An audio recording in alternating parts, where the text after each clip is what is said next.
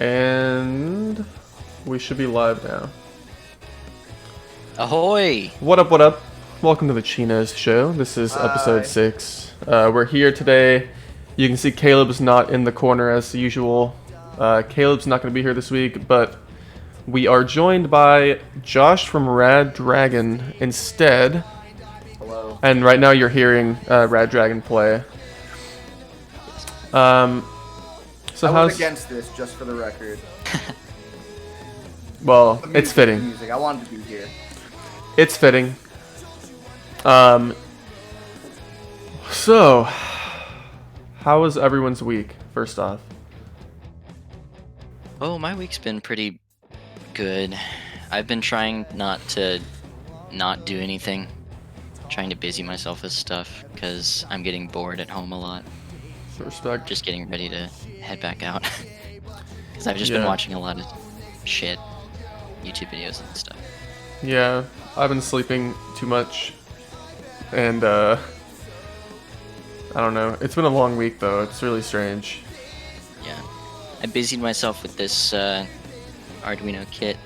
Oh, nice. I've had since for like a couple months now. I actually... So, I went to Austin today. I went to Austin, Texas all day. And I went to a toy store there. And I should have uploaded this to my PC, but this is going to look a little scuffed. But while in this toy store, I was looking around, and you'll never guess what I found in a case. Wait a second. What did you see? What did you see? Hold on. Can I guess? In a case? What do you mean by in a case? In a glass case, Is it Duck on Bike? I found Duck on Bike. Exactly, Duck on Oh my Bike. The exact same thing as our Duck on Bike. Oh my god. But it was unboxed. It was just in there on display. It was It's a awesome. collector's item. It's not a toy though. How is it in a toy store? That's why it was behind glass, I think. I see. It was in the action figures section with, like, not toys, like action figures, Yeah. which aren't toys. They're figurines. There was no price on it. There was no retail price. It was just in there.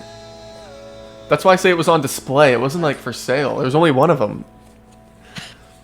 The Chinos Yeah, have a that's just top collector's dollar. item. Like, you have to make an offer on Duck on Bike. They're not going to tell you how much it's supposed to be. Yeah. Yeah, dude. Anyway. If you want Duck on Bike, you know.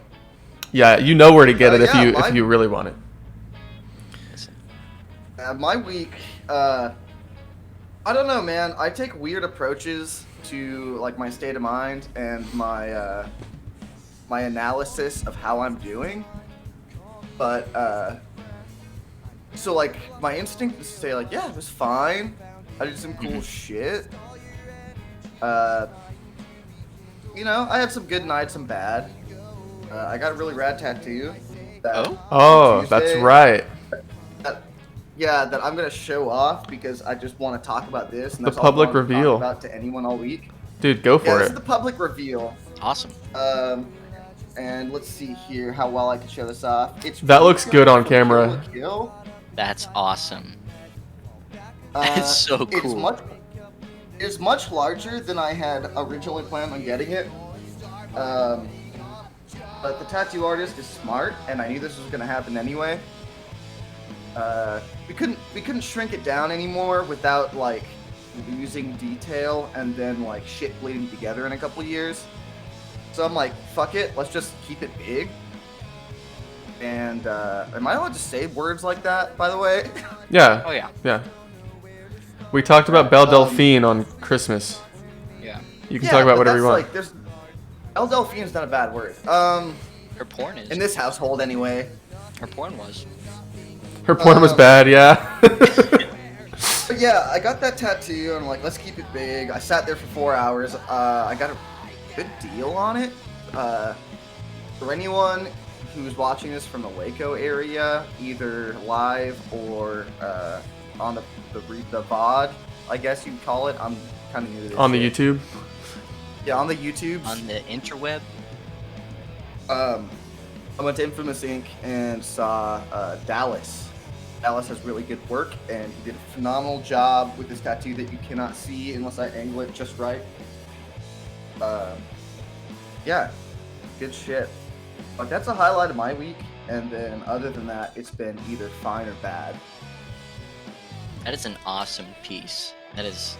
Dude, I'm pumped about it. Like, I might continue it, like, around this side with, like, I keep calling it my waifu corner. So, Yeah. like, I might continue my waifu corner over here, you know? Come step And over then- here to my waifu corner. And then I will never be with a woman ever again. And Dude, no, you'll be with that's not every my woman. choice at No that need. point. You'll be with every woman right there. I've got everyone I need, and they are permanently by my side, literally. Mm-hmm. It's like SpongeBob's finger friends, you know? Yeah. It's everyone he needs right here. The gang's all here. Yeah, that's what he says. Aside from that, I've been really, really stressing over an possible interview that I might have. Is this the big news you told me about? Yeah, with Jim Bridenstine, the administrator of NASA. My aunt said. What she the? could- Yeah, yeah. What are you applying for? I'm Like, not applying for like, anything. what kind of? I just want to ask him questions. And well, actually, Oh, I thought. Holy To set the shit, record I thought you meant, like, a straight. job interview. I'm like, To s- Blaine's gonna go work at NASA. I do want to work at NASA. But to set the record straight, we were just kind of talking about career paths at dinner when I was visiting my family up in Oklahoma, and my aunt was like, "Yeah, you know, my friend is friends with Jim Bridenstine. I could get you an interview with him if you want." And I was like, "Wait, for real? Like, seriously?" She was like, "Yeah, it's fine." I was like, "That would be fucking awesome." Yes, please. But now it's just kind of been like, what do I even ask him? Let's just get him on the Chinos show. Oh, that would be awesome. Ask him Holy everything shit, we want. Yeah, you guys Mhm. can interview him here. That'd be cool. Then we can really ramp up our shitty chemistry knowledge we had that one time, and we can look really dumb with him on the air. He's more of an engineer than. Yeah, I'm just saying, like, we can look really dumb trying to be smart again. Yeah. I want to take a second to point out that, like, it's totally unprofessional shit where I'm, like, drinking a beer on camera and Blaine's eating dinner. Hey, and dude. He's, like, trying to hold shit together. Nah, man. Chino Show is a chill space. It's a safe place for everybody. You can eat here. You can drink alcohol Welcome here. to Scuff Central. Population us two. Don't. He hasn't- I'm the mayor, but I don't live in the town because it's a shithole. Yeah. Your typical removed politician Mm-hmm. who doesn't actually represent. We don't talk about politics here, but I'll make that joke and we'll call it Yeah, good. let's stop this train right here. Mm-hmm. I almost went on a train today. I went to the Austin Zoo. Yeah, I went to the Austin Zoo this morning, and they have a train that runs every hour, but we got there like 5 minutes after it left, and we were not going to wait 55 minutes to get on the train to go around the zoo that we already walked around the whole zoo for. Yeah. So, but yeah, there was a black bear exhibit, and they had just given the black bears their food. They give them like a head of cabbage or something each. There were 3 bears. They give them honeydew and like cantaloupe and stuff. That's awesome. And so there was this one bear. There was a rock, and there's another rock sitting on it like this. But this rock on top was a little bit flatter, so it was like this. And so he was sitting on this rock here, with his paws on the bigger rock like a table, and he was just eating some fucking lettuce. That's awesome. And he looked like a person. Manners, dude. Yeah. I think his name was Marvin. Good shit. Marvin. I think that bear's name was Marvin or something. It was a bear. good time. I had a lot of laughs looking at that bear eating like a human.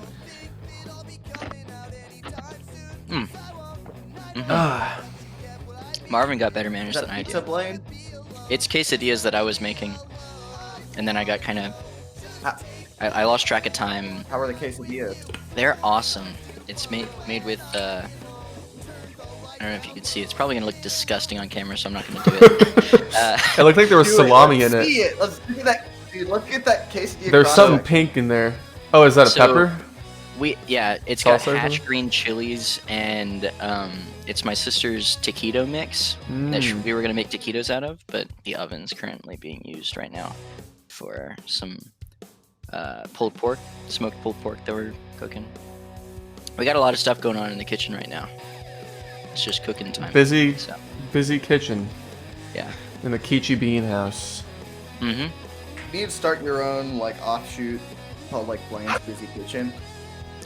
Dude, if there's one thing, if engineering doesn't work out for you, or if you just want a side hustle, anyone in your family should open a restaurant.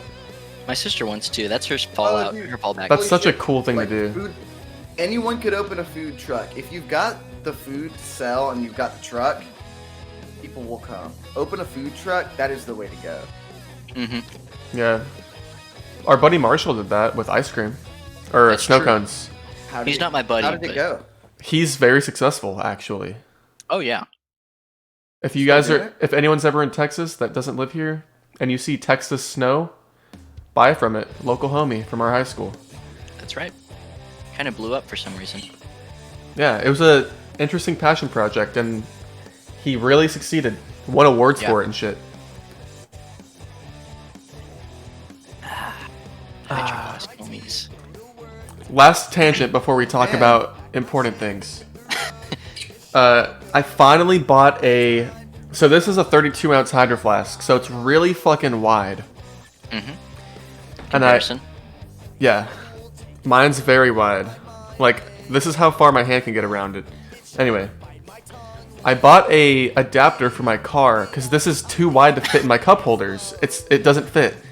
Hold on, a hydro flask adapter? Yeah, a 32-ounce bottle holder for my cup holders in my car because this rolls around in dents if I don't have that. If so. I had known they made those, I would have had one of those in my car. I've got like 30 cup holders in my car, and none of them will hold like anything larger than like a Coke can. Yeah, it's Ugh. pretty ridiculous. I'm jealous. Okay. Mine fits in places, but it's so long that like I can't put it near the center console because that's where my hand is when I'm shifting gears and shit. So I have to keep it tucked under the seat on the left side. It's kind of annoying, but all right. Tangent over. Yeah. Water bottle tangent over. So we've been listening to Rad Dragon this whole time so far tonight, and Yeah. for the rest of the night we will be. Rad Dragon is your band. It is. Talk to us a little bit about the history of the band, like the origins of the band, and like where inspiration is like drawn from for music. Yeah. I could do that. Is that a command? Do I have to? You don't have to, but it would make good content. Command from me.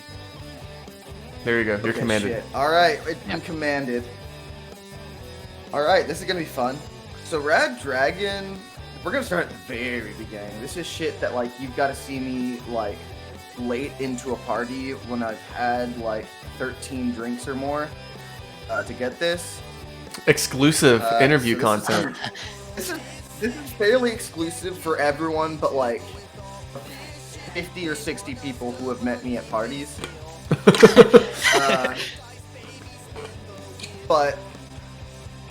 So Rad Dragon, the absolute origin, it was junior year of high school. Rest in peace, I'm so fucking old. Junior year of high school, I was sitting in English class, and like we're listening to the fucking, like, we're popcorn reading Hamlet or some shit. Mhm. And just out of the blue, through my head, Rad Dragon. It's like, it's there and it's gone. I'm like, I need to know that. That's going to be important someday. So I filed that away. The next day, Prince Nipples went through my head. I'm glad I did not name the band Prince Nipples. Rad Dragon's the better band name. But so, like, Rad Dragon was just like this thing, and I didn't know what to do with it, but it was rad. And it was Dragon. then, and I've always, like, up to that point, I've been releasing music just under my name, Josh Riddle, like a solo project. Then I started writing some stuff that was a little different, like a little more experimental, because I was doing like almost like a folk punk singer-songwriter, like indie thing, indie acoustic artist thing, and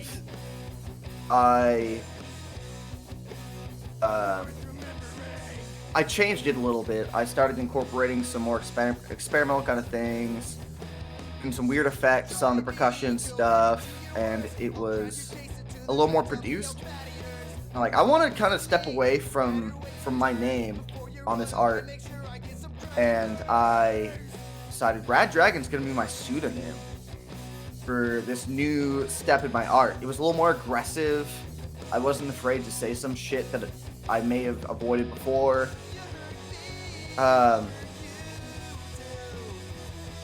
Like, so I did that on and off. I think I made one release. It was an EP. I think it was 4 tracks. I did that in high school, and then I went to college. The summer between my freshman and sophomore year of college, I recorded and put out a full-length album under that name. It was just me, and all of a sudden it was punk music. I'd gotten really into punk music going into college. And, like, I really wanted to be able to show people, so it's like, here's the link, please buy it on Bandcamp. Yeah, right. But the best way to show people things is just to show them. And it's very difficult to do that. I can't just pull up my phone in class in college and be like, hey, check out Rad Dragon, this thing I'm working on. Yeah. I'm like, man, if I could just, like, play shows for people to hear this, like, I can't play all the instruments at the same time. So, like, my freshman year of college, I had transferred from Oklahoma State to Commerce. I was studying percussion education at Commerce. I got really sick. I got the flu, like, really bad. I've got the flu before, and it sucks, but that's the worst I've ever had the flu. I was out of school for, like, I don't know, 10 days or 13 days, maybe a whole 2 weeks I was out. I can't remember. And while I was sick, I've been writing a little bit of music. It was not fun because I was fucking ill, but the illest. The illest of the ill. Right at the end of it, I went and hung out with some friends. I was better, but, like, my stomach hadn't recovered and shit. And I went and ate a bunch with some friends, got back to my dorm, smoked too many cigarettes before going to bed, and just, like, threw up all over my dorm. I wrote projectile vomit, and I decided this is the shit I want to do instead. The first words out of my mouth were, I don't want to fucking be here anymore. I decided I don't have to be here anymore. I ended up writing a song about the whole thing. And I'm like, I can't do this anymore. I can't go to college. I can't be the only person making this music. I want help. I want, like, good artists to help me, like, to collaborate on the writing. I hardly know what I'm doing. I could do the drums if I got a good place to record drums, which is rare. I have no fucking clue how to play guitar. I need a band. Surprise, surprise, I'm not even fucking playing drums in this band. So I started the band. Just, like, reached out to some randos that, like, I kind of knew or people recommended me to. Dropped out of school, moved back down to Waco, and started rehearsing with the band. The drummer was not even available for the rehearsals. So the first 1 or 2 rehearsals, it was just guitars and vocals. The lineup at that point, it was Michael Biggerstaff, who is not currently available, on drums. Austin Parker on bass, he's still around. He and I are the only legacy members. I was doing lead vocals and rhythm guitar.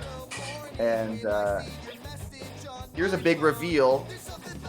Andrew, our host here, Resident he Chino. was Resident Chino Andrew was the lead guitarist, and we had like a handful of rehearsals at a friend's house. Played a show in another friend's backyard. Blaine, were you at that show? You were? Yeah. Mm-hmm.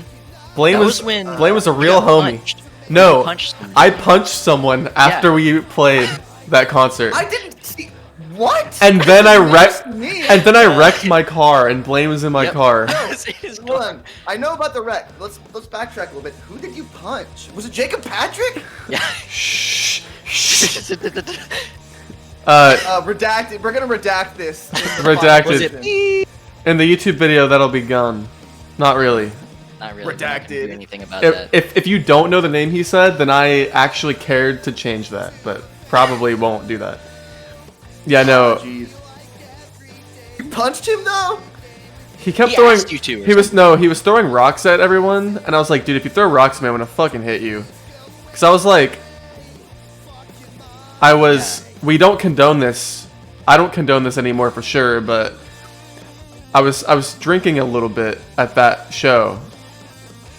And so I ended up in a bad headspace, and those two things don't mix very well. Hold on. And so he was throwing rocks at me. You were drinking a little bit. I know how much you drank, and I know what you were drinking. You're the only person who knows what and how much. But anyway. My dumbass trusted him in the car. I mean, No, like, it had been. you were fine. It had been like 3 hours at that point. It was like but- after everyone was leaving, but to be fair, when I wrecked my car, it was really dark and I couldn't see a ditch, and I was trying to park in the grass. Mm-hmm. Blaine didn't see it either, so it's both of our faults. Well, Sure. yeah, sure. Yeah, I guess. Anyway, but yeah, he's throwing rocks at everyone, and I was like, dude, I swear to God, if you don't stop throwing rocks, I'm gonna hit you in the face. I had all my rings on. I had 3 rings on the hand. Yeah. And so I just walk up to him, backhand him, and he had a black eye for like 3 days. And all his You friends, didn't even punch him. You backhanded him. all his friends though were like, dude, are you just gonna let him fuck with you like that? Like, to him? And he's like, dude, he's my friend, man. I'm not gonna hit him back. And I was like, damn, what a homie. I definitely deserve to get hit back for that, but All he was If doing that's was the literally like he was like reaction, picking then up. you deserve he was it. picking up picking up pebbles pebbles. and Pebbles, tossing like- them at people. He was like tossing pebbles, and he got hit in the face for it. Yeah. I mean, it's one of those things where it's That like was he time, told you man. so. I mean, That he was didn't heed my warning. definitely a time. He didn't heed my warning, so. But yeah, so we played that show. Fucking. It was awesome because we had these songs. There was 1 or 2 songs that I hadn't finished while we were rehearsing them, so we like finished them together. Yeah. That was And, it. Doesn't get better, right? They yeah, they ended up that's going what on we that were working album. on. That's get better. Yeah. Yeah. So like we had these songs where it's like it was me. There was kind of a collaborative effort. I've got actual background vocals. I don't think I'd ever had. Like I had like shout courses. I may have had in like my the shit that was just like my Josh Riddle solo project shit. I had some vocal harmonies. I don't know if Red Dragon had vocal harmonies at that point. We had Andrew singing vocal harmonies. I'm too drunk to stay on 2 feet throughout the show. I was like, dude, this is good. Like, we worked this up. Michael had shown up and known the songs. Yeah, cool. And then like halfway through, I realized no one is paying any attention. And like the conversations happening in this backyard were louder than the music, what we were creating. So that was an awesome first show. It was good to reunite with friends and all that. The balancing. The one thing I remember from this was the balancing made it so that I could hardly hear your voice. It was a lot of. I can tell you right now that I had 0 gear. I had just dropped out of college. I did not have a job at the time. I had almost nothing to plug the vocals into. When we were rehearsing, we were running them into a guitar ramp. Like it was literally this big, the guitar amp you're running them into. Mm-hmm. And it was not good. Just to give some perspective, because for the people that weren't there, all of our Caleb wasn't there. That's the only person that wasn't there. Michael made it. I mean, I fucking know I was. I don't I'm remember. Still in the band. Well, But yeah, we did that show. We had some lineup changes after that. There were some reasons things had to change. People weren't available, had other shit they had to do. So now we're at a point where it's me and Austin still on vocals, rhythm guitar, and bass. Austin's on bass. Now we got Zach. Oh man, Zachchek apparently. Zach Zychek on drums, and Bryce Buckmeyer on guitar. And it's a fucking. I could not have wished for a different outcome. That is phenomenal. Yeah. We've been doing a lot of shows. Not lately. In 2019, I think we did like 28 shows. I'm kind of guessing right here. In 2020, my goal was to do at least 35. Didn't exactly happen. Did like 4. Yeah. That's just a sign of the times. Mm-hmm. But it's really awesome to be doing it, man. I'm still writing. We're still getting together when we can and playing. In fact, we are getting together in 1 hour to work on a big announcement, new shit. No release date or anything yet. I don't think I'm ready to tease a title or anything, or any song titles, but we're working on new shit, and it'll be coming fairly soon. We are trying to get it out as soon as possible. Mm-hmm. But, yeah, we're working on some new shit, and yeah, you asked me to talk about inspiration. I could try to go into it a little bit, but I try to be as generic as possible when it comes to inspiration. I don't want to color too much. Obviously, a lot of shit sinks in subconsciously. Mm-hmm. Like, I listen to a lot of Pup. That is my favorite band. I'm wearing a Pup t-shirt right now.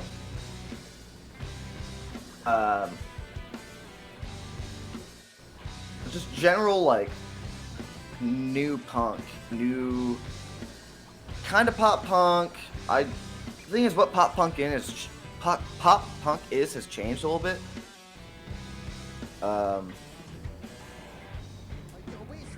Some aggressive shit. I've been listening to a lot of aggressive shit. The new shit, because of that, is a little more aggressive.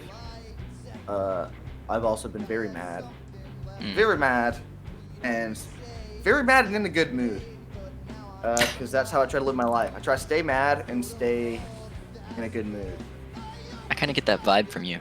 Not gonna lie. Yeah, it's like It's like a very- that really positive guy who's way too aggressive at a party. It's a productive type of mindset, I think. Yeah. Yeah, that's That is how a- I is- wind up writing. Like, we have on. There's some very aggressive shit on the new album, and that I had that kind of mentality where it's like positive but angry. Like positive about the future, but angry about context currently. I managed to be able to crank some shit out that was very angry, and in our opinion, pretty fucking good. We're really excited to get that shit out. That's awesome. So yeah, if anyone sees this, if we have not announced this by the time you see it, there's new shit coming. It is coming early in the year. Almost all of it is a lot angrier than you've seen out of us. And if you're watching this post-release, holy shit, I hope that I did not over-tease this about being angry. I hope it, like, who knows? Like, we haven't recorded any of it yet, so maybe we'll go in and be like, yo, can we do all acoustic guitars and tambourine? No drum set. And instead of any lyrics, I'm just going to hum the melodies. So, like, hopefully we have not taken that angle going into it. Because otherwise this makes no fucking sense and we've let everybody down.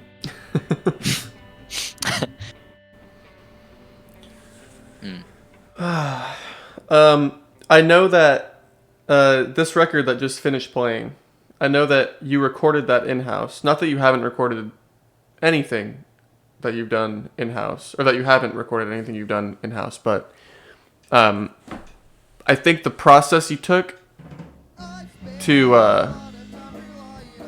this is an interesting version of this song. Yeah, this is our NPR Tiny Desk from like 2018, 2019. I can't remember the year. 2019, I'm pretty sure. Took me on a different path from what I was saying. This is This is bad. the Spotify version. This is Just- not Spotify. I could guarantee this is not on Spotify. This is a Spotify playlist that's playing right now. So anyway, something for you to look into, I think. Where was I going? But you recorded Hindsight, the album we just listened to, in-house. And I know you went through a lot of effort to get it right. So talk about how recording your own stuff and like mastering your own stuff works, and like the effort that goes into that. Yeah, so Rad Dragon up to this point, and I will even predict up to through the next one. Damn, man, I really just want to say through this title, like for the sake of historically being able to look back through this. But we're not ready. We're not ready. 'Cause there's a bunch of shit we're planning on doing, and that is not necessarily the next thing. It will be soon. But up to this point, everything Rad Dragon has been self-recorded. And it's all been recorded like in a house or apartment. We've like put some work into it and learned a lot. So on Hindsight, I was living here in this house, and 100% of it was recorded in this room right here. It was hard, so, because when you're recording shit, you want it to sound as good as possible, you want organic performances, you want to have a lot of energy, so shit was loud. A lot of people weren't living here well, they weren't here at night, they were living here, but they weren't here at the nighttime. So, like, nighttime is a good time to record. So we started out, we knew all the songs at this point. We started out by running through the drums, I had them set up right here. Recorded straight through the drums in 2 days. 2 takes of every song. It was very hot because I turn my fan off whenever I record music, so I don't pick up any kind of wind on my microphones. So we did all that. Then we, piece by piece, we went and we added the bass, we added the rhythm guitar, we added the lead guitar, we added the vocals, and then all the little shit like gang vocals, some tambourine in one song. I tried tambourine in a couple songs and it did not go well. So tambourine makes an appearance on Excommunicate, and that's it. It was all because I had got some new recording gear, and everything was being recorded a lot better than it was on It Doesn't Get Better. So this is really good. We can't cut too many corners on this. We've already cut the biggest corner, which is recording with a professional.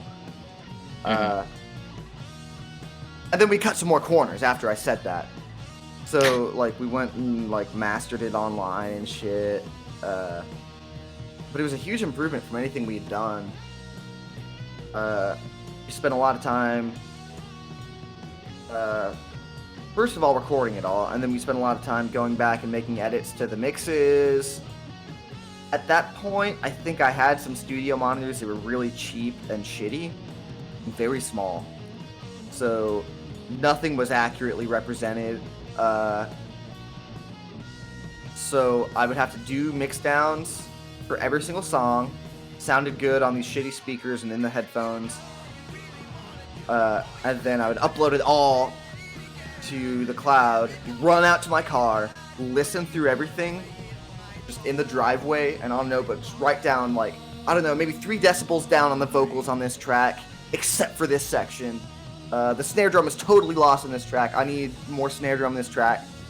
There's some weird bass tone issues on track 4, and I had this notebook that was 100% full of notes for changes to the mix, and we got to a point where it sounded pretty good, and then we did the mastering shit, and it was the best we'd ever sounded in our opinion. And we're like, well, we've done it, put it out, and it did not sound anything like any professional recordings on the internet. So we're still working on that. But the fact that we don't have the kind of money to go out and be professional recorded, because it's very expensive to do that. A lot of people didn't realize how expensive it is to go out to a studio and record. And we're all, at least most of us, are pretty fucking bad with money. It's like we cannot save up to go and do that thing. But How do those recording booths work? Is it hourly?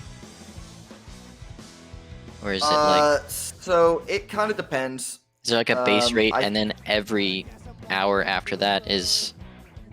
What I've seen is there's a couple different pricing models that usually are offered per one studio. I think... I'm trying to jog my memory. Because I clearly, as explained, I've done a lot of audio engineering. I've considered trying to do that for some money.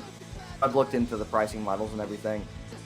Sometimes you'll see like package deals where you get a certain amount of hours, a certain amount of revisions, mastering not included, that kind of stuff, for a fixed price of however many $100, which is a dangerous game because you end up with an unfinished recording.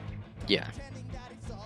But I'm pretty sure usually it's that, and then to finish the recording, it's the base hourly rate of, I think, $40 an hour.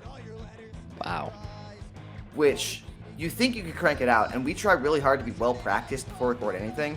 All the songs are written for the new project we're working on, but we are still learning them all and trying to iron out some arrangements and stuff.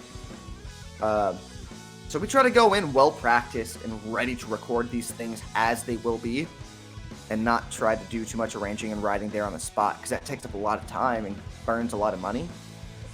But even still, your engineer is going to want to put out the most professional product he or she can, because their name is going to be on that. So if you record something that's not great, they're gonna be like, yeah, can we retake that? Can we do this section? Can we like record this piece by piece? We end up tacking on a lot of extra hours. So it ends up getting really expensive. You end up going over your base like package rate. Hit ya. Yeah, so then you start going into hourly, and then you want to be able to compete on streaming services with everything else. They probably have a different rate for mastering, too, if they even do mastering themselves. Otherwise, you have to send it out to a mastering engineer who's going to charge a more expensive rate. That's where all the magic happens, making it sound... The mixes will sound professional, but the masters will sound commercial. The masters will make it match up with everything else. So there's all that money you end up having to spend on all those different parts of the process. So we don't have that kind of money. We do all that ourselves, and we, on the last one, used a robot online to master it for us. And it was much closer than anything else we'd put out, or I had put out. But even still, like, the mix wasn't good enough to get those. This robot doesn't know how to play to the subtleties of the sound. And so we're still turning over our options for how to do this next one. I don't have the time to learn how to master. We'll fucking see if that ever gets to that point. But yeah, it's very, very expensive to do all that stuff, so we do a bunch of self-recording, and I've learned a lot, and it's gotten better. I've learned some new tricks. I've gotten some new hardware. We'll see what happens on this next one, because I can guarantee it's going to be recorded probably in this room. Yeah. By myself and with advice from the band and our close friends. How much creative freedom do they have? Like, I understand that you're probably the one you are writing making the me song and sound stuff. like you're making me feel like people see me as some kind of like Iron Fist dictator. No, I just mean like you're making the songs, right? You're writing I do. writing most of the music, right? I do a lot of the writing. I do, and one of my missions in making it a band and not just me writing all my own stuff was to make it a collaborative effort, because better art gets made when you have more heads applied to this problem. So You don't want them to be just those zombies that are like, play this, okay, I'll play I this. 100% do not want Rad Dragon to be Josh Riddle and his backing band. Yeah. That's not what I want. But I think part of it's because of how it all started out, where I've written some songs. I wanted the band to learn them with me and perform them. And the parts changed when we started learning them as a band and everything. The very first thing I noticed was with Austin, because he had some great ideas. I don't know how to play bass. Jeez. So he came up with some really good ideas for some of the older stuff and changed them. And we all very much regret that the old recordings are just me, because the new recordings are so much better. Yeah. No, they're not even recordings, so like the new performances are so much better. But well, a lot of times what I do is I have a song idea and I want to get all the lyrics written. Not all of us live close together, so it's hard to get together to write. And I'm also very bad at writing with an audience. I'm very self-conscious about my writing process and like my ideas until they are something a little more polished, and even still they will change. Yeah. So what ends up happening is I'll write a song with a bunch of parts that are not phenomenal, but the idea is there and like the vibe is very much locked in. And then the drums will change a bunch. Zach's a phenomenal player who knows all the idioms of the craft. Austin is a much better bass player than I, and a very good bass player in general, with one hell of a mind for music theory. So he ends up with some really cool bass lines that are either going to serve the song really well, or do that as well as be very creative and bizarre in ways you don't notice just as a listener. Like, I have to like turn on my music theory brain from the 2 years, the 1 7/8 of a year of college I took, and try to remember music theory and shit and be like, whoa, hold on, this sounded awesome, but now I'm realizing you're doing this thing that makes no sense. You're like conventionally, but it sounds great. And I'm also barely a guitar player, so a lot of the lead guitar lines will change with Bryce. The 75% of the time, I will just leave an open space in the demos for a guitar solo, and then I'll be showing the band, like, yeah, guitar solo goes right here. And Bryce will be like, all right, and then he'll just write something original. And then the other 25%, I'll write a very loose framework, and then he will change it almost completely to something much better than I ever could play. So, like, the song itself, in terms of the form, a lot of the times will be locked down or just about locked down when I write the demo. All the part writing, all the individual instruments morph a lot, usually, going into recording the songs and performing the songs. Because, like I said before, I really want these to be our songs and not mine. Yeah. And it really makes Rad Dragon turn into what it is. There's some elements that I couldn't bring myself that really Rad Dragon couldn't be itself without the others. That makes sense. But you're kind of like I don't want to put words in your mouth, but I'm kind of envisioning this mastermind that creates this rough draft sketch as to what everyone's going to do, and everyone kind of takes that and polishes it. Becomes like this. Sometimes, a lot of the time, that's how it'll go. Sometimes I'll have a song where like I have no idea where to go, and I'll just pump it out, and we will just start messing around with things I never would have thought of just in person. And then we will end up with a totally different song. One that comes to mind is Sophomore Syndrome off of Hindsight. That is second track on the album. Mm-hmm. I have no idea. I have it Man, pulled I'm up really right here. bad in it. It is. Very good. But yeah, sophomore syndrome is one where I came up with like the verse chords, like the chords for the verse. And it was something different. It was something cool. I liked it. I had no idea where to go. And I pulled it out in a jam, and everyone started like really being into it. So we just kind of played with some stuff. And we ended up with an arrangement. Like, well, shit, now I have to write lyrics.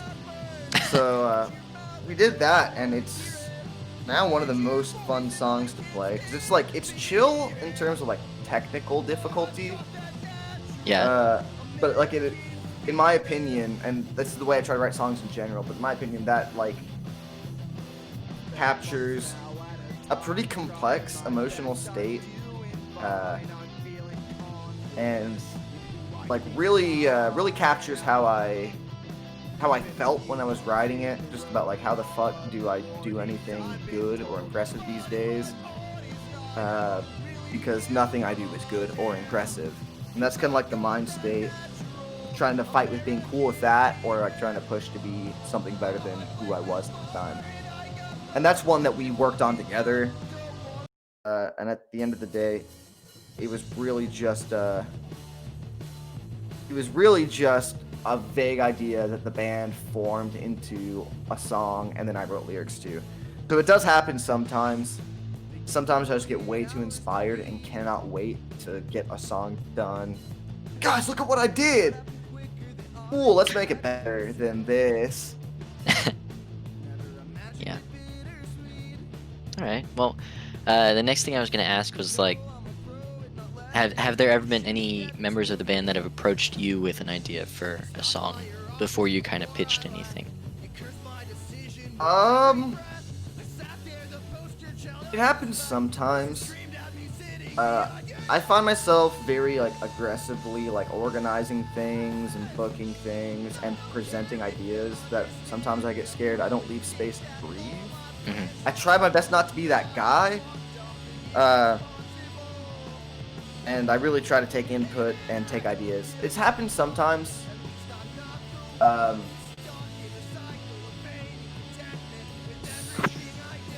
a lot, but it's happened a few times. And I try my best to be like open to ideas and then letting everyone interpret them. But usually, in the past, the ideas that have come out that way, we've all listened through and thought about and decided like, this is kind of a vast departure from like the ideas. Like I would say all three of these guys, because Zach's still in school for music. Bryce took more music theory than I did. Austin took more music theory than I did. It's like they end up with these really out there ideas that make plenty of sense and sound awesome, but I have never thought to come up with anything like that.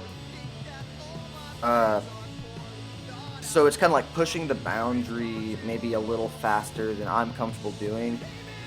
And one of my like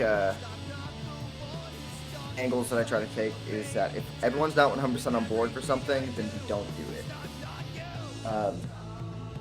And I think the other guys have kind of started to see it the same way. Like if someone doesn't want to do something, then like we are a band and we should not force any one person to do something they don't want to do.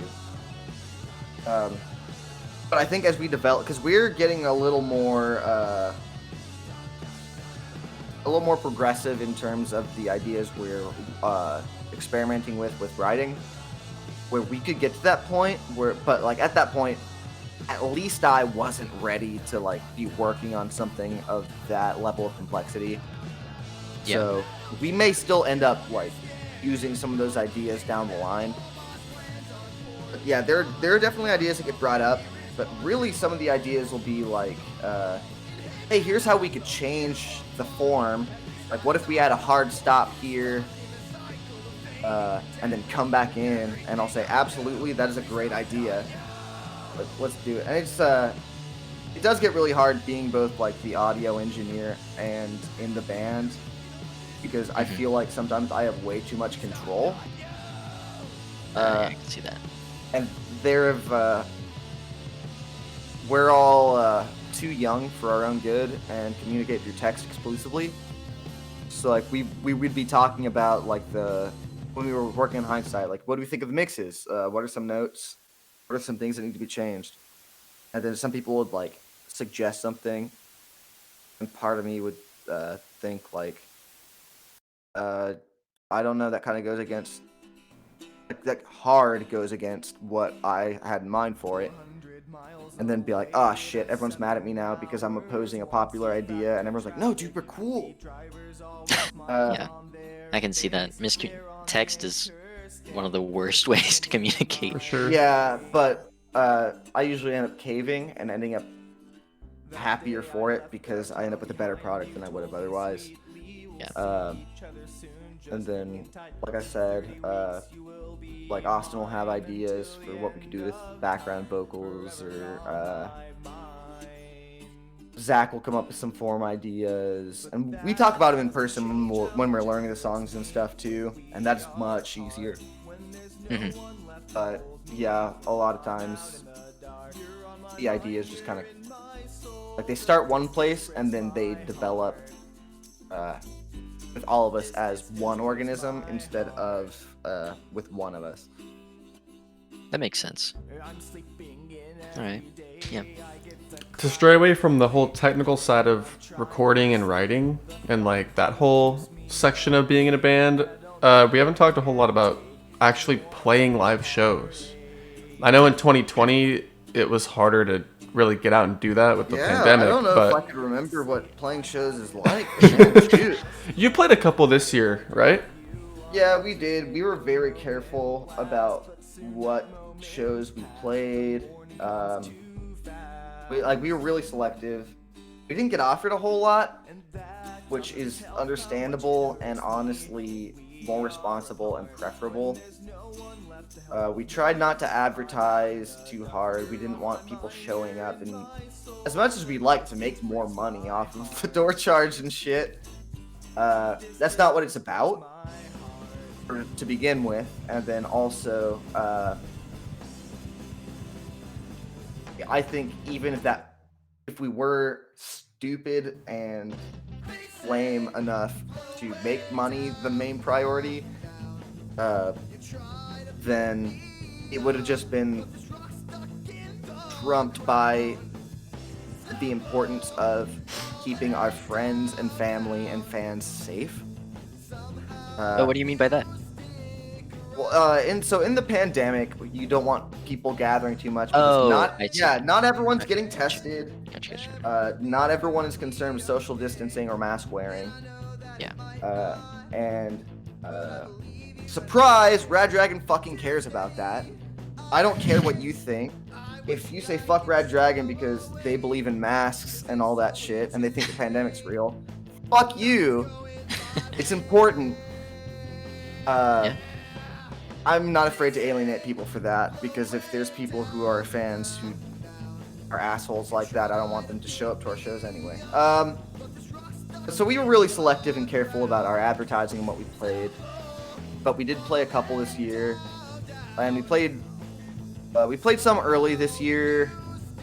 We played one or two in January. Got ripped off on one. Eventually, that got rectified. I'm not going to go into too much detail on record. All I'm going to say is thank you to Keep Waco Loud, because they really hooked us up whenever we got fucked over.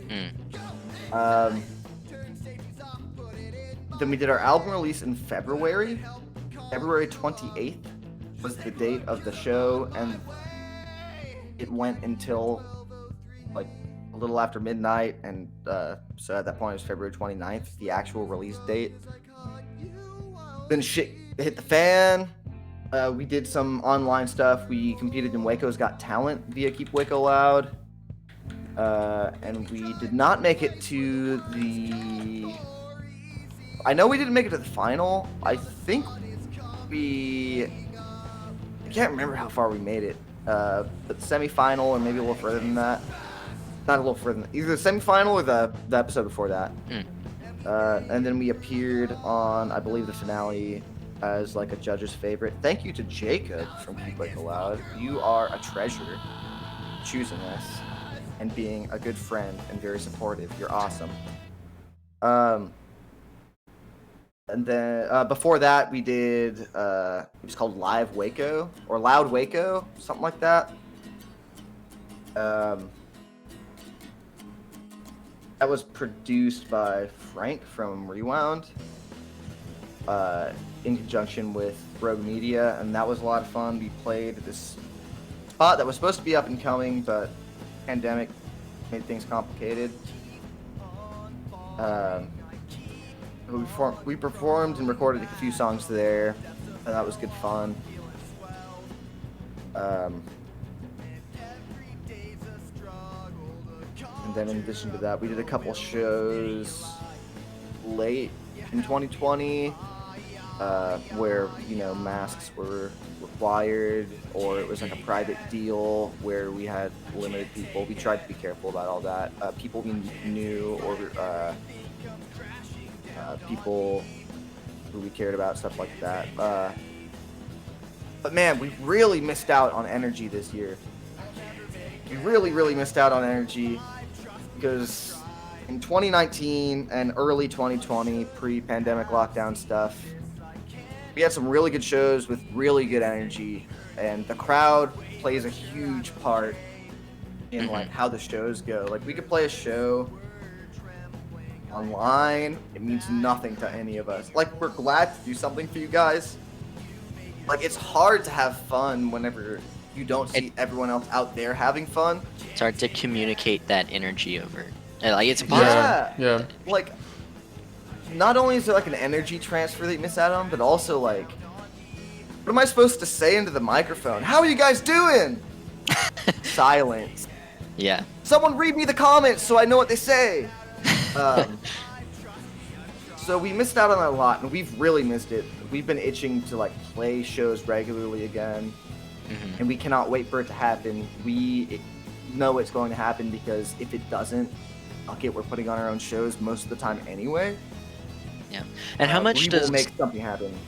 How much does live performances play into like motivation for rehearsals and like making music and stuff like that? Like, surely you would come off of a live performance and be like, this is why I do this, right? 100%. That is 100% how it works.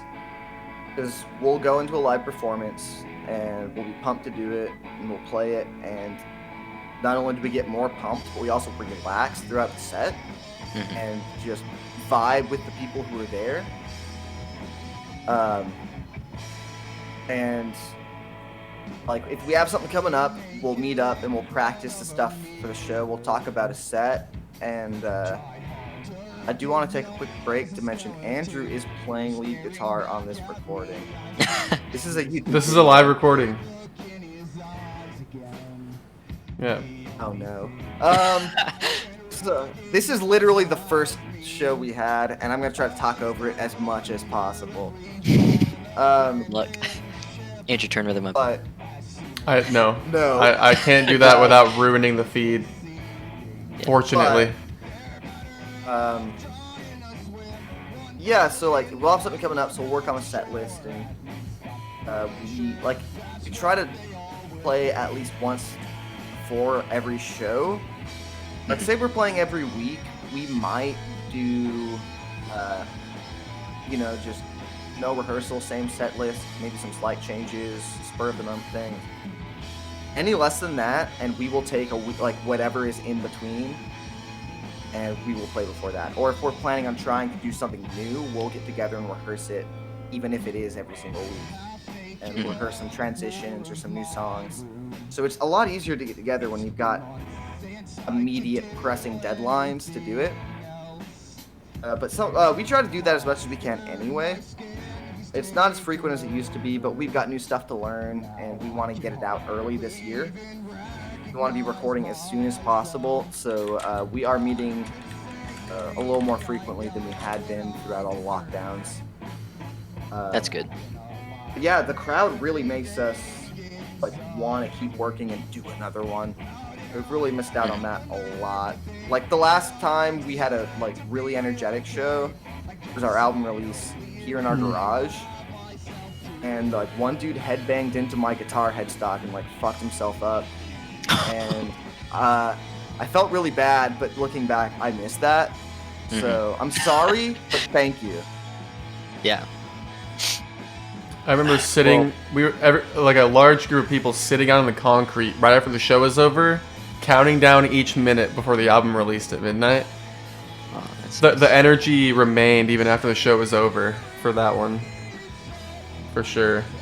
Yeah, we actually had to like passive aggressively try to get people to leave because it was getting too late and the landlord was getting mad.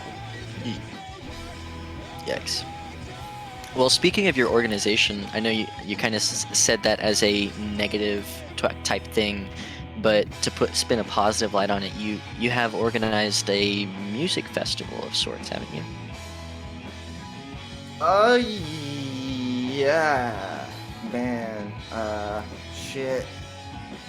So, Garage Fest, we have done one installment of. Yeah, in our garage, we built a stage, put up some lights, we got a sound system that is not permanent by any means, but it stays in there. And we had 14 acts out, we had 2 stages. 14 acts is quite a bit.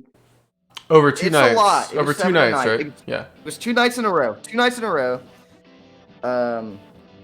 All sorts of genres, all sorts of people showing up. Vendors, we had people who weren't musical acts showing up and selling their wares. It was a great time. Like we had people from Houston, from Dublin, from here in Waco, from the surrounding cities. And it did really well. We've done one installment of that, and that was Garage Fest 2019. We were going to do a Garage Fest in 2020. That was not going to happen. Even if I wanted to be rebellious and disobey laws and guidelines. Here's the thing. I feel that way in general, but this is not something to fuck around with. We did not put people in danger for Garage Fest 2 this year. And It's past year. It's now 2021. That's true. And right now, yeah, so Garage Fest 2 is up in the air for the moment. There's some logistical stuff that we're gonna have to figure out. There's been some updates and changes that we're gonna have to work around. There will be a Garage Fest 2. There's just no telling how many years in the future it's gonna be. I'm gonna try to make it 2021. There's just a lot of logistics to find out, and a lot of communication and a lot of precautions to take. So yeah, Garage Fest 2 coming eventually, hopefully this year. Awesome. Well, I think one last thing to touch on before we finish up tonight. Shows are a big part of playing, big part of the motivation of playing, and to keep writing. You touched on how you feed off energy at shows. What's your favorite memory? Let's do 2. Your favorite memory of like a really good show, and a good memory of a show that went very, very badly, or a show that was really like scuffed. Oh shit. Okay. I might know some of these stories, but I have never even thought about this question before. God damn, you put me on the spot here. I should have been prepared for this one. This is like an easily predictable question. So like my favorite show memory, probably going to be, maybe my 21st birthday. We did here in the garage. We had freshly built the stage. I'd gotten some stage lighting on the cheap, really good deal. Facebook Marketplace, good place to look for stuff. A bunch of people turned out. I did not know half of these people at my 21st birthday party. We had some good friends playing, and it was so much fun. I didn't even get to drink that much for my 21st birthday party, but the whole thing, seeing people there, seeing people know the lyrics to our songs, and just feeling like I have put the work into like the lighting, the sound. Me and Austin, mostly Austin, put a lot of work into the stage. Everyone was playing on that night. It's the first time I got to see Doubting Thieves live, and Michael, who used to be our drummer, is actually the drummer for Doubting Thieves, and it was really good to see him and his new band, who've become good friends of mine. Check out Doubting Thieves for sure. They've been putting out new stuff, just streaming everywhere, so definitely do that. Just having friends there, seeing everyone wasted, getting drunk but not wasted myself, because like I said, I was way too busy. It was super rad. Now, the kind of scuff shit that we've done that I look back on fondly, we've definitely had like some times at shows where it's like, that did not go well. But I think like the thing I always see as being the funniest is like kind of between starting and now, like towards the middle of that timeline, there was a point where every other show we'd show up to, and I could not get any fucking sound out of my gear. Like, I'm all plugged in. Why the fuck can't I hear anything? And just like panicking and like taking an extra 10 minutes to set up some unplugging shit, like bypassing pedals, plugging straight into the amp. Where am I not getting sound? And then usually it ends up being like, I did not plug in from the end of my pedal board into the amp, and that's why I'm not getting sound. Or like instead of plugging into the input, I plugged my pedal board into the foot switch or something. Like I was like in too much of a rush to get set up that I just did something fucking stupid. Like something that I could read, I swear to God, but apparently foot switch and input look too close together, and I'm not getting any sound because I'm trying to plug my guitar in like a foot. I should just start playing guitar with my feet at this point, because use it as a foot switch. That's an idea. That's good. I know there's a story about Austin's bass stopped working at a show once. Yeah! So we played Brotherwell. Brotherwell had recently opened. Keep Waco Lab is still very new, and they started organizing shows at Brotherwell here in Waco. And we're like, oh, cool, this is going to be rad. We're working with Keep Waco Lab for the first time. We're exposing ourselves to possibly a new crowd. It was definitely a new crowd. It was the first time, like, this guy who started working at Tarpley, the music store I work at, and he had come out to that show to see us for the first time. Like, yeah, dude, like, let's blow some socks off. And then halfway through the show, Austin's bass, there's no bass sound coming out, and all we get is a buzz constantly. Oh no. I'm like, oh shit, there's some wiring that is popped loose in his bass. They tried some shit, they tried switching some shit out, new cables and that. We're all being very hopeful, it doesn't happen, so I try stand-up comedy and I'm very bad. And we get to a point where it's like, let's just play. We gotta get the set done, let's cut it short, let's not play anything that we can't play without Austin. He was very integral to a lot of songs.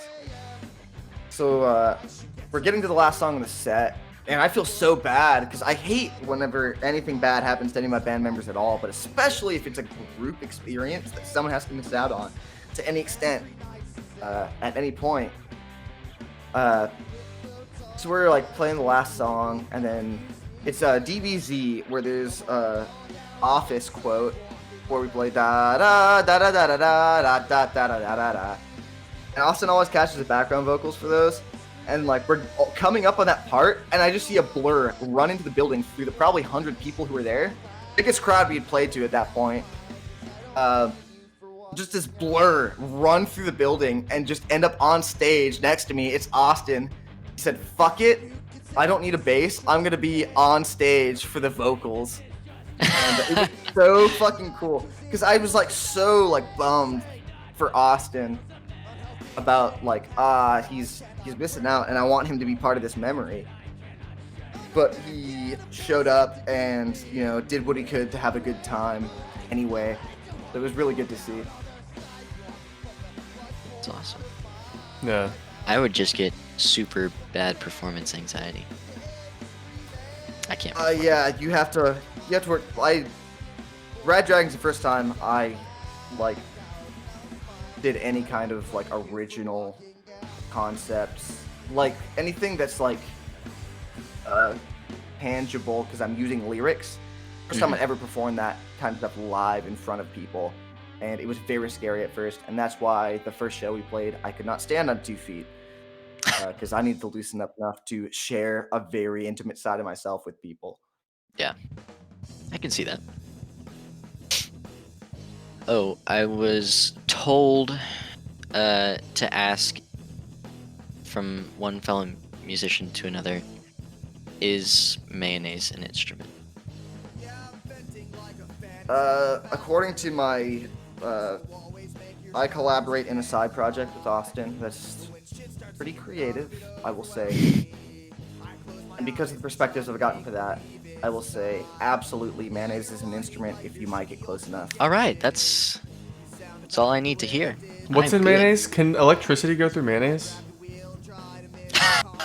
Probably. Amp it You know how you can like hook up a mic to like a slinky? Like, can you do that kind of shit with mayonnaise as a medium? Oh It'd my God. probably mute a lot of think so. shit. That'd be pretty cool if you can. Yeah. I would say do it. Put it in the mayonnaise. You can just slap the mayonnaise like a bongo. Slap the mayonnaise. Splat the mayonnaise. Mic the mayonnaise. Splat the mayonnaise. Insert the mayonnaise into the creative process, but do not use it on any audio recordings. That also, I think, would count as an I instrument. think that counts. Mayonnaise Yeah. is an instrument. Okay, yeah. It's a neat take. I like that. Yeah, it's like kind of like the harmonica that's in Excommunicate, right? The tambourine, you mean? Yeah. No. Or No, harmonica? no, Harmonica. it's a harmonica Yeah. that we actually recorded and then set the volume to 0. So it's on the Yeah. album in spirit. Little known Technically, fact. electrically, it's there. Yeah. Yeah, Just turned like, off. I could show you the source files. Just and flip the switch I up and could it's show you there. the source files, and you would call me a liar because there is no harmonica track. I have to be honest. I What? cannot tell a lie. Was there a harmonica in the room while you recorded it? There was not. Okay, There were so- several kazoos though. So there's kazoo on the album, in spirit. It's an There's acceptable kazoo on the standard. album. Through proxy of the air in the room you recorded it in. Yeah, they were live mics, so the kazoos played a part in the reverberations we were getting back.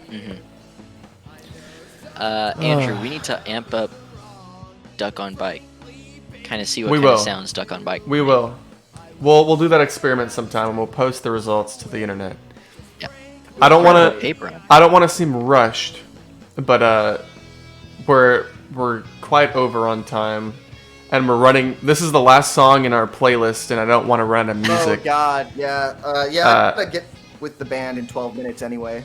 Yeah, so it was really nice having you on. To keep tradition up, it was pretty cold today. It's supposed to snow tomorrow. The weather's been pretty cold That's lately. awesome. Couple It's of supposed inches. to snow a few inches tomorrow, so it's pretty exciting. Really To looking forward to that. confirm the Mayo conducting electricity thing, Badger says that according to Reddit, mayonnaise conducts electricity. So that is confirmed. There we go. I told you, it's the salt in it probably mostly. Yeah, Salt and probably. water is in there. Lovely. But yeah, Alright, is there anything you want to shout out? I feel like we should do that. Yeah, so we are on Spotify, YouTube, Apple Music. Follow us wherever you get your content. We're on Instagram at RadDragonTheBand, Twitter at RadDragTheBand. We're on Facebook. You can find us there. We really appreciate your support wherever you can give it. And to anyone who stuck around this long, I tricked you all. We're working on an EP called It Gets Worse. Look for it in the next several months. We do not have a release date yet, but it is coming soon. It Gets Worse, Rad Dragon, coming soon. fuck yeah. You heard it here. Nice. You heard it here That's first on the Chinos show. All right. Well, that's all we got for you this week. Thanks everybody for hanging out, for talking to us. Thanks for being here. Yeah, thanks to Josh for being here. And I was glad to be here. and yeah, we'll see you guys next week. on the Chinos show at 9 p.m. Saturday. Peace out. Love you guys. See ya.